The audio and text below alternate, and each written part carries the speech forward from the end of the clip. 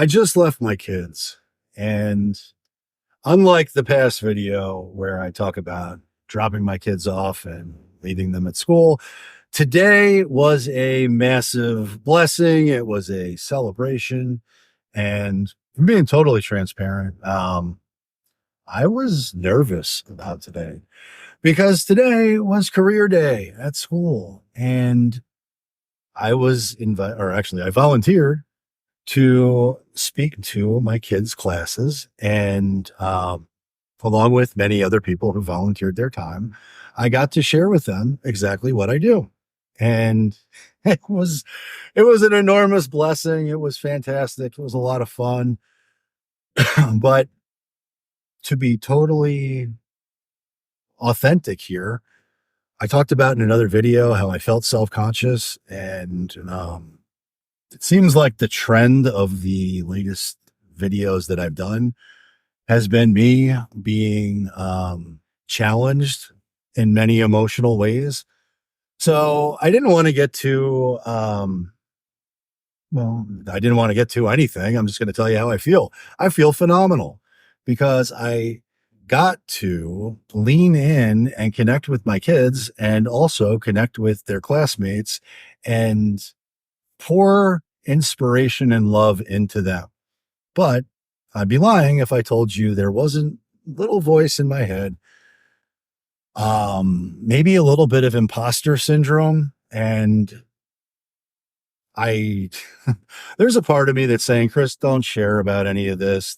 Don't be this vulnerable. Don't be this authentic. But I'm not going to do that. I'm not going to listen to that because I have found when I share exactly how I'm feeling, it is tremendously cathartic for me. And I hope that it's valuable or helpful to somebody else that may be suffering from something similar to what I am. And I don't believe that I'm alone. And I do think that men typically don't want to share exactly how they're feeling. And I know that getting the opportunity to do these things is a massive blessing. And yet there's a part of me that just didn't feel good enough to go do that, to lean into it. There's a part of me that felt, I don't know, fragile or just not myself. And yesterday was another one of those hard days that I pushed through. There was a point yesterday, and it should be noted, I think a lot of how I was feeling was unlocked by a book that I read. I recently finished a book by James Sexton. James Sexton is a divorce attorney.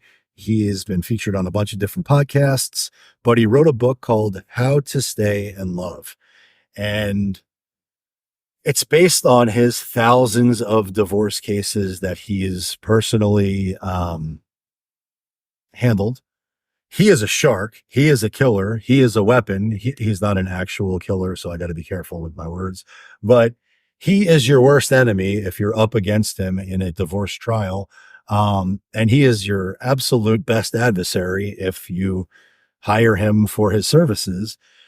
But in this book, he shares about his own personal experience, having gone through a divorce, what that process was like for him, what it was like for his wife and now co-parent. And it shares about what he did to ensure that he would have the best odds of a fantastic relationship with his wife or now ex-wife in the future, that his kids would have the best opportunity to thrive and that they would have the best chance at success for a relationship post divorce. So there were lots of things in this book that resonated with me. I think this is the first time I read anything where I saw someone outline a model for something similar to what I hope to have.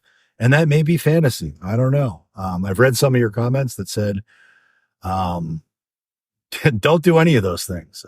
Disconnect contact and don't try to have a relationship. I don't, I don't know how things are going to play out or how it will work out, but I do know that there are evolutions to the process. So there may be a period where that is the right thing to do. And then there may be a period where we grow out of that. And I hope that's what happens. But anyway, I don't want to get too sidetracked. I read this book. There were really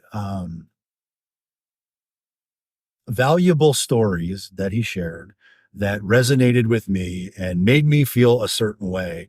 And if I'm being honest, I got myself extremely sad because, in fact, at the end of the book, there's a story that I actually started crying, um, which is in fact, I can't think of a time I've ever read a book that made me cry, but this story that he shared triggered something in me. I was crying. I was sad. I was feeling a profound sense of loss.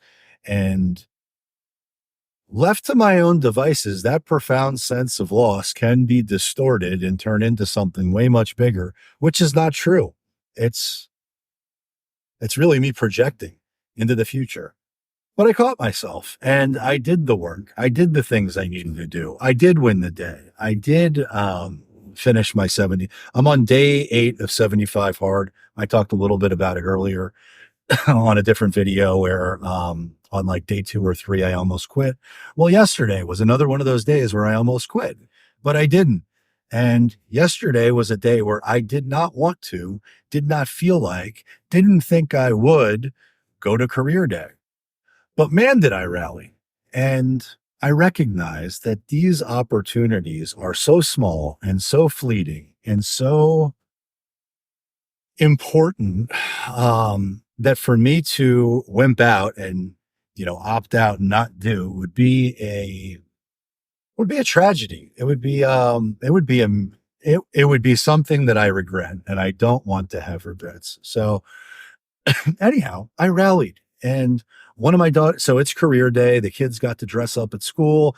My youngest dressed up like a pop star. She wants to be a pop star. I think she probably wants to be Taylor Swift. And, at her age, she can be whatever she can play pretend of whatever she wants to be, as far as a career goes. Now, if she told me that she wanted to play pretend and be a boy, well, that would be a whole different conversation. And I'm not going to go down that wormhole now, but I can promise you that would be a very different conversation. Anyhow, that's not for today. My eldest wanted to be a firefighter, and I didn't know that. I've never heard her once say that, but good for her. She dressed up as a firefighter. It was a lot of fun. And the energy that these kids had was so incredible. To be able to lean in, to be able to get past my own bullshit and lean into meeting them where they are and connect at a high level with these kids is such a blessing that I am so grateful for. It was awesome. It was exactly what I needed. And I guess the analogy I'll use is that I think my emotional gas tank has probably been running on fumes for a while. And if left to my own devices, I might choose to isolate and shut down and not share and not talk about it. But if I hadn't done all of the things that I did, I wouldn't have got to where I landed, which was a place of enormous gratitude, of enormous love. And I had a blast. It was a lot of fun. And honestly, it's been a while since I felt like anything I was doing was fun. It's been a while since I felt like I was recharged in any way. And I left there feeling like $1,000,000. I do feel recharged. I do feel good. I do feel like a better father than I did prior to. And I know for certain, had I not done it, I would have felt like a complete loser, and like a complete failure. Whether that's true or not, it's how I would feel. Um, but I didn't do any of those things. I did what I said I was going to do, and it was amazing. It was so, I don't know how other people did. There were lots of professionals there, and it was really cool. There were doctors, lawyers, architects, engineers, scientists, professors, pilots, this, that, and the other thing. Um, One of the most fascinating guys I met was a manager. I don't know if he was a district, regional, or whatever. Maybe he was just the store manager from Publix, but turns out we know some of the same people.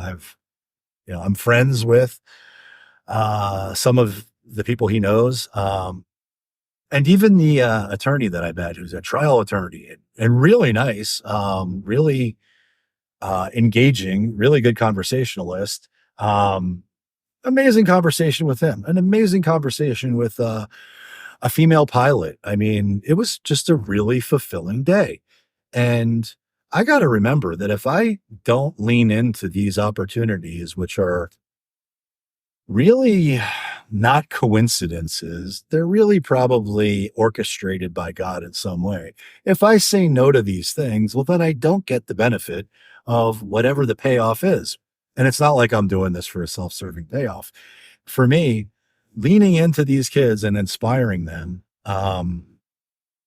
is the most rewarding thing I could do. And I feel great about it. But if I'm being honest, I'm talking to elementary school kids. I know that they don't want to hear about what a real estate agent does. So I quickly pivot them to talking about YouTube and what I've done on YouTube and how they can do it too.